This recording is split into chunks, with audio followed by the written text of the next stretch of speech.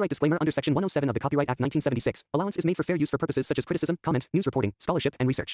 Fair use is a use permitted by copyright statute that might otherwise be infringing.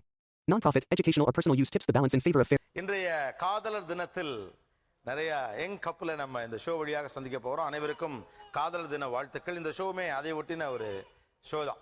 காதல்ல பல வகை உண்டு. இந்த காதல்ல ரொம்ப ஆச்சரியப்படுத்தக்கூடிய ஒரு காதல் ஒன்று இருக்கு. அது பார்க்காத காதல். சரி பிரிச்சுக்கங்க. ஆனா இது புதுசா இருக்குண்ணே. புதுசா இருக்கு. இப்போ நான் ஃப்ரெண்டுக்காரங்க ரவுண்டு கட்டுவாங்களா, ஏரியா விட்டு ஏரியா போனா உருவி அடிப்பாங்களா இப்படின்னு அந்த காதல் என்பது நமக்கு தெரிஞ்சிருக்கும். ஆனா கேவலமான ஆளுனா எந்த லெவலுக்கு இறங்கி அடிமட்ட வரைக்கும் போய் அலசுவோம். நீங்க ஒரு 90ஸ்ல வந்து ஒரு படம் வந்தது, பார்க்காத காதல், காதல் கோட்டைன்னு ஒரு படம் வந்தப்போ பெரும் ஆச்சரியம் நமக்கெல்லாம் இருந்தது. எப்படியா ரெண்டு பேரும் பார்க்காம லவ் பண்ணுவாங்க. பட்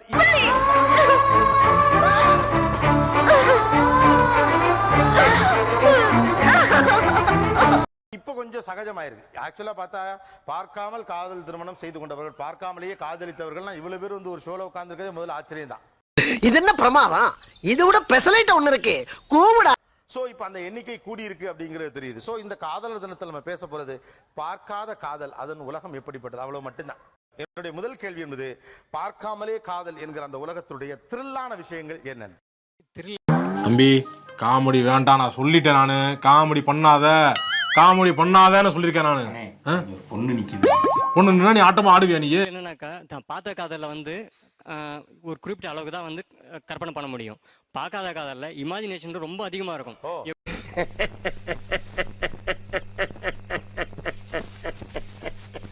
பேசணும்னா போன்ல தான் பேச முடியும். அந்த மாதிரி கரெக்டா பேசணும். அப்படி பேசாம விட்டனா போன் மிஸ் ஆயிடும். ஓகே, தவிப்பு அதிகம். தவிப்பு.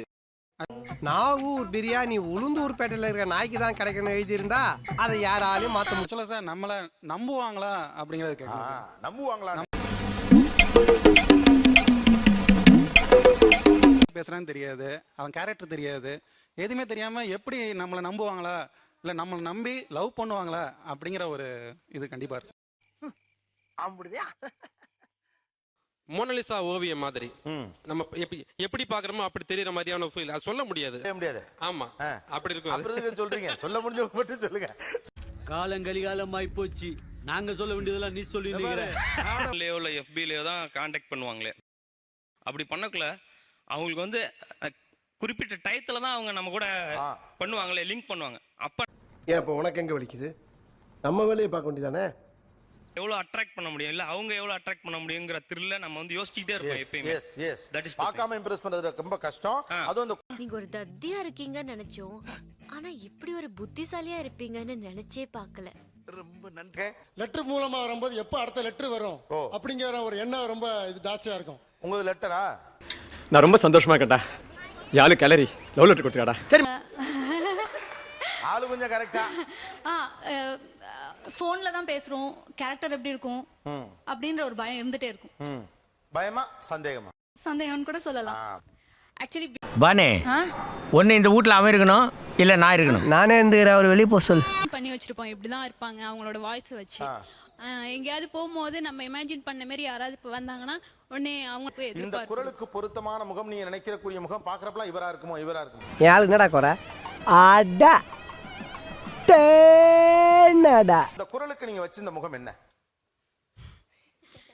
சிரிக்கலே தெரியுது இந்த முகம் இல்லன்னு. அது கன்ஃபார்மா தெரியுது. அந்த ஐயோ ஒரு பைத்தியக்கார பைலட் இந்த நாடு மக்களும் மாட்டிட்டு படுற பாடு.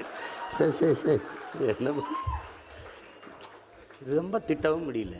கொஞ்சம் அவங்க பாடியா பிளாக்கா இருப்பாங்கன்னு எதிர்பார்த்தேன். சும்மா சொல்லுங்க. கருப்பா இருக்க, கொஞ்சம் குண்டா இருப்பாங்க, கொஞ்சம் குண்டா கருப்பா, ஆள் கொஞ்சம் புஜபல அப்படி இருப்பாங்கன்னு நினைச்சீங்க.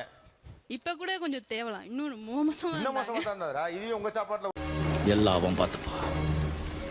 ரொம்ப நன்றி. காதலின் பரவசம் என்ன, த்ரில் என்ன, கிக் என்ன?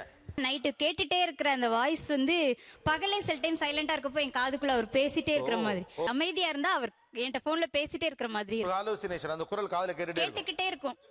ஃபர்ஸ்ட் அவர் வந்து என்ன, உன் மனசுல நீ என்னடி நினைச்சிட்டு இருக்க? என்ன நினைச்சிட்டு இருக்க? உன்னால அநியாயமா ஒரு உசுறு போ பாத்து சரி. இவளோட எக்ஸ்பிரஷன்ஸ் எல்லாத்தையும் அவங்களுக்கு கமெண்ட்ஸ்ல சொல்லிட முடியாது. நம்ம மனசுக்குள்ளே நிறைய இருக்கும், அது பேச முடியாம இருக்கும். நாகூர் பிரியாணி உளுந்தூர் பேட்டையில இருக்க நாய்க்கு தான் கிடைக்கணும் எழுதி இருந்தா அதை யாராலையும் மாத்த முடியும்.